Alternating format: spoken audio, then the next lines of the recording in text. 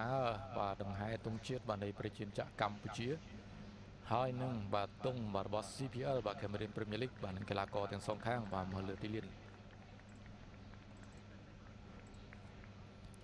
បាទការក្រុមទង់ជាតិបាទនៃប្រជាជាតិកម្ពុជាបាទជាការបើកបាទនៃការប្រកួតបាទការស្វាគមន៍គ្នាបាទសម្រាប់ក្រុមទាំងពីរបាទរួមជាមួយនឹងអាជ្ញាកណ្ដាលបាទក៏ដូចជាការស្មឹងស្មាតបាទកាន់ទុកដល់វីរៈកងទ័ពបាទកម្ពុជាបាទបានពលីបាទនៅក្នុងការឈ្លានពានទឹកដីបាទពីសំណាក់ប្រទេសជិតខាងឥឡូវនេះបាទបាល់កាយជ័យពីជើងបាទរបស់ក្រុមកោជពលខេមរៈភូមិន្ទបាទនៅក្នុងវគ្គទី1បាទចាប់ផ្ដើមការប្រកួតបាទពីវិនាទីទី1ទៅ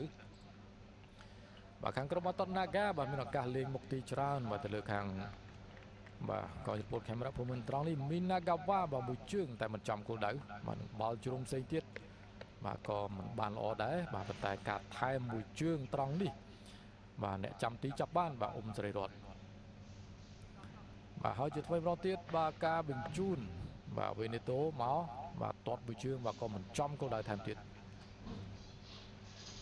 បាទទាំងមីណាហ្កាវ៉ាសសឹងតែមានឱកាសបង្ការសុទ្ធបាទហើយត្រង់នេះបាទកូនីស៊ីតារ៉ាយ៉ាបាទខ្សែប្រយុទ្ធរបស់កោជពលខេមរៈភូមិន្ទបាទសុទ្ធចំគោលដៅបានមួយលើកវគ្គទី1បាទប៉ុន្តែបាទអ្នកចាំទីបាទរីឌីហ៊ីនជួយបានបាល់ជ្រុងត្រង់នេះបាទរបស់អ៊ុំសេរីរតបាទអធិស្ឋានបាទណេនសុធីរតប៉ុន្តែអ៊ុំសេរីរតបាទចាប់បានបាទហើយនឹងកន្លែងនេះបាល់ជ្រុងជាថ្មីម្ដងទៀតបាទវីរៈស៊ូបេបាទទាត់បញ្ចូលទីបានសម្រាប់បាទមួយគ្រាប់នេះបាទបញ្ចូលទីបានតែម្ដងបាទហើយបាទខាងកងយុទ្ធពលខេមរៈភូមិន្ទព្យាយាមវាយបកបាទប៉ុន្តែធ្វើមិនបានសម្រេចបាទការសុបមួយជើងត្រង់នេះបាទពីលូកាហេនរីកេបាទវេនេតូបាទហើយនឹងការសុបផ្សេងទៀតសុទ្ធសឹងតែមិនចំគោលដៅបាទប៉ុន្តែក្រោយមកទៀតបាទវេដេសុនបាទជាកីឡាករដែលគេថាបញ្ជូនបានល្អបាទហើយលូកាហេនរីកេក៏ប៉ះឲ្យមីណាហ្កាវ៉ាបន្ថែមបានគ្រាប់ទី2តែម្ដងបាទធ្វើឲ្យ Naga បាទនាំមុខ2-0បន្ថែមទៀតបាទទៅលើកងយុទ្ធពលខេមរៈភូមិន្ទបាទត្រង់ចំណុចនេះការបដូរគ្នារវាងអ្នកដាក់ចាំទីបាទនឹងកីឡាករខ្សែប្រយុទ្ធបាទមិនបានល្អទេ